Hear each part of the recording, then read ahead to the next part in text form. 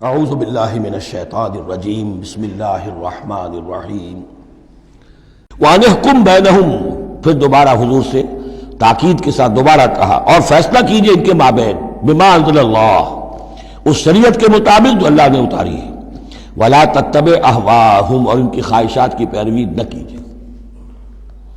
آج ہم کن کی خواہشات کی پیروی کر رہے ہیں؟ جو بھی ہمارے سیاسی ذمہ دار ہیں، جو بھی نمائندے ہیں، جو چاہتے ہیں قانون بناتے ہیں، بیٹھ کر ایک دن میں جو چاہے حکم لگا دیں، فیصلہ کر دیں، ہم ان کے پابند ہیں۔ ہم تو ان کی پیروی کر رہے ہیں، اللہ کے حکم کی پیروی تو نہیں کر رہے، الا یہ کہ ایک زبردست تحریک اٹھائیں، زبردست جماعت بنائیں، طاقت بنائیں، قربانیاں دیں، جانیں دیں، اور اس کے بعد یہ کہ نظام بدلے اور اللہ کے دین کو قائم کریں۔ یہاں حضور سے کہا جا رہا ہے کہ آپ ان کی خواہشات کی پیروی نہ کیجیے۔ وَأَنِحْكُمْ بَيْنَهُمْ بِمَا أَنزَلَ اللَّهُ وَلَا تَتَّبِعْ أَهْوَاءَهُمْ وَاحْذَرْهُمْ أَن يَفْتِنُوكَ عَن بَعْضِ مَا أَنزَلَ اللَّهُ إِلَيْكَ، اور ان سے بچتے رہیے، بی آن دی گارڈ، آپ اپنی حفاظت کیجئے، ایسا نہ ہو کہ یہ بچلا دے آپ کو ان چیزوں سے کہ جو اللہ تعالیٰ نے آپ کی طرف نازل کی ہے۔ دباؤ رہے گا، ہر طرف کا پریشر آئے گا، لیکن آپ کو کھڑے رہنا ہے اس شریعت پر کہ جو اللہ تعالیٰ نے آپ پر نازل فرمائی ہے۔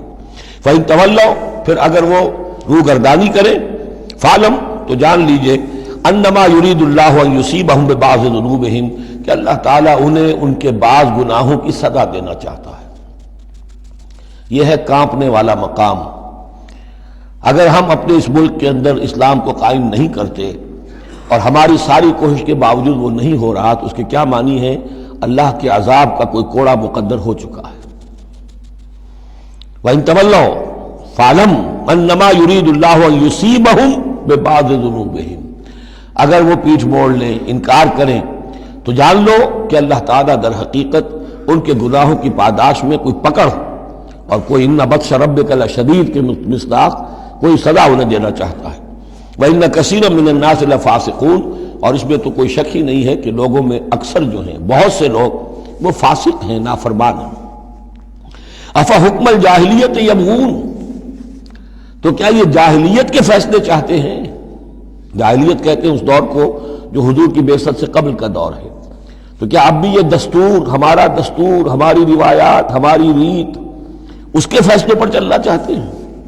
جیسے کہ مسلمان زمیندار کھڑا ہو کر انگریز کی عدالت میں کہا کرتا تھا کہ ہمیں اپنی وراثت کے مقدمات کے فیصلوں میں شریعت کا فیصلہ نہیں چاہیے، ہمیں رواج کا چاہیے، مسلمان کہتے تھے۔ افحکم الجاہلیت یبغون، تو کیا یہ جاہلیت کا حکم چاہتے ہیں؟ ومن احسن من اللہ حکما لقوم یوقنون، تو اللہ تعالیٰ کے حکم و فیصلے سے بہتر کس کا حکم ہو سکتا ہے؟ لیکن کن کے حق میں؟ جو یقین رکھنے والے ہوں۔ اللہم ربنا اجعلنا منہم، ہمیں اللہ تعالیٰ اس یقین اور ایمان حقیقی کی دولت سے سرفراز فرمائے۔ صدق اللہ العظیم۔